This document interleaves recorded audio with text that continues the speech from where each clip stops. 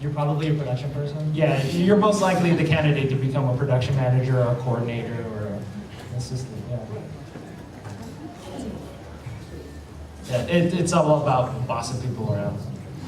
If you got that in you. If you're type A, it'll work out. I love production assistants, but if you come I in know here you to do. my cube every 10 minutes asking if something's done, you're being counterproductive. All right, artists. Hey, okay. One thing I forgot to mention is I've also started doing storyboards. I started doing them on Batman Brave and the Bold. Yeah, that was fun. I'm still doing boards, but on something that hasn't been announced. So, if you go into character design for TV, you need to be like an acrobat. You need to be able to, like, you can't just draw how you draw. You need to follow whatever the style of the show is, and learn the rules for that style. But you also need to still keep your imagination, because like if you get a character that comes up, it's like, well, this guy is like, you know, this is like a weird monster thing, and we kind of want it to be a dragon, but it's a dog or something. So you just, I don't know, you have to kind of like be excited about that, and like look up like all these different references for dogs and things. And then for TV also, you need to be, and this is one thing I think some shows like don't worry about and some do, but I tend to worry how things are going to animate. I don't like it when things have an extreme amount of detail, because the guys overseas, when you send it, like they only have a certain amount of time to animate something. So I mean, you want to make sure that the shapes are clear, their silhouette's good. You don't just do like one character. You need to do like, usually they do a 3/4 front, which is like, it's not quite profile, it's like this, because it gives the animators overseas like as much information like in one drawing, and then they usually do a 3/4 back and a full turn if it's like the main character. But I mean, comedy shows and like action shows seem to like need different types of designs. I've only worked on one comedy show, and they were a lot less technical about what they wanted. Like if you're doing like any of like the action superhero shows, like you really have to work out the character three-dimensionally. So it takes a while. The other thing too, how I got into storyboards, which I didn't kind of wanted to mention, was I was actually out of work for over a year and a half back in like starting in 2008. I couldn't find work. So animation, it seems to work on a pendulum a little bit. So like sometimes things will be really, really good, and sometimes they're not so good.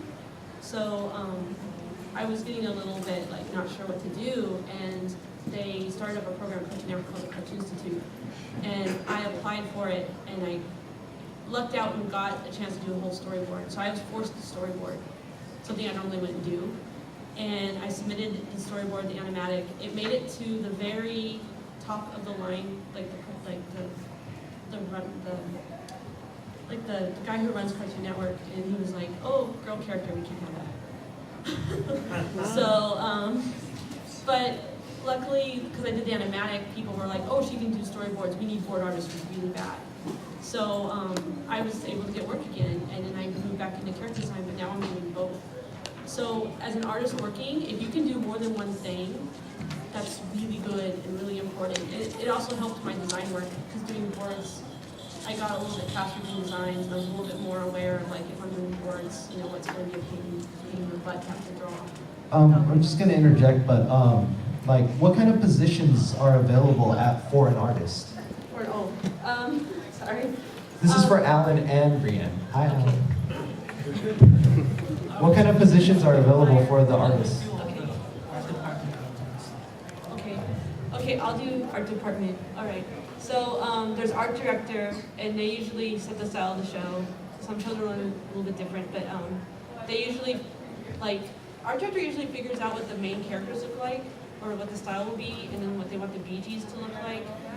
There's art director, there's BG painter, there's BG layout, so they do like the line work, the BG painter paints over it. There's color stylists, those are the people that fill in the color for the characters. But the color stylist doesn't just fill it in, like sometimes you have to call for day or call for night, so there's different shading they want. Like on Scooby, I have no idea how many, but if you watch that show, like there's like mid-afternoon lighting, and most TV shows only have 2. That one's got like 6 or 7 or something. And then you have character designer. Some shows have cleanup, but I've noticed that that's starting to disappear. All the shows I worked on, I've always cleaned up my own stuff. So that's something to be aware about. If you're just like, oh, I just need to clean up. Well, you still need to learn to draw, and you can do more than just clean up. So I don't know. It seems to be a job that's dying. So I don't. There's character designer. Okay, and then for story side, we have director, who basically oversees the entire show, pacing, acting, tone of the show, and then we got storyboard artists, which basically, it's hard to explain. Most people don't even know what a storyboard is.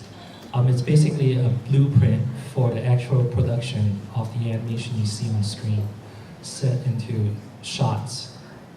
And storyboard artists, I think, are the most underrated job in the entire production, because that's a lot of drawing.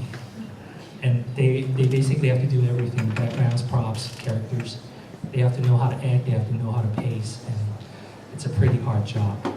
And then there's storyboard revisionists. Basically, they are, their job is pretty tough too.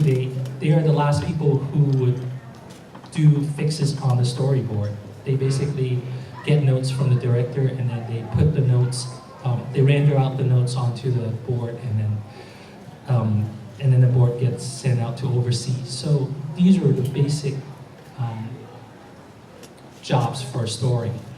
And I don't know how it works for feature, because I know feature board guys actually do story too, actually do some writing. But for TV, our storyboarding is all dictated by script. So, Did you ever see a Japanese storyboard? yes, I actually did co-production, so I've seen it. Yeah. You should tell them like how different a Japanese Oh, storyboard it's is totally than an American different. storyboard. Yeah, American storyboards tend to be a little bit more, well, Well, it's they're not. 3 panels wide, right? Yeah, 3 And panels. on a legal size form. Yeah. And Japanese storyboards are vertical, and they're 5 panels on A4. And A4, like for, America is the only country who uses legal and letter size paper. So the rest of the entire world uses A4. So like actually it's longer and thinner and actually much more elegant. Yeah, I do agree, because film actually goes vertically, so I don't understand why we do them sideways. So, but, and then also, for Japanese storyboards has a lot less scenes, because they're very concerned about workload, and they try to consolidate a lot of things, whereas American storyboards are very, very long. They have a lot more scenes, and they're less worried about the overseas guys, I guess. Well, that's also due to because the animation and everything's all in-house, right? Yeah, I think so. I'm almost going to counter that. It's a real just cultural difference. I mean, some of the Japanese boards I've seen, just, to get you guys who want to do storyboarding, they're really, really sophisticated in terms of cinematography. I mean, you'll get 5 pages, it'll be like one little line and a shoe and an eyeball. And like the next page will be like smoke effects. And you're like, what is going on? But the storyboard has a very elegant idea of a sudden close-up and an effect animation and then cutting to a wide shot. And then, they really think a lot more like cinematographers. So they're unafraid to stay in a background for a long time and just do what I call the Japan, just like. Oh, you mean like the second pan? Yeah.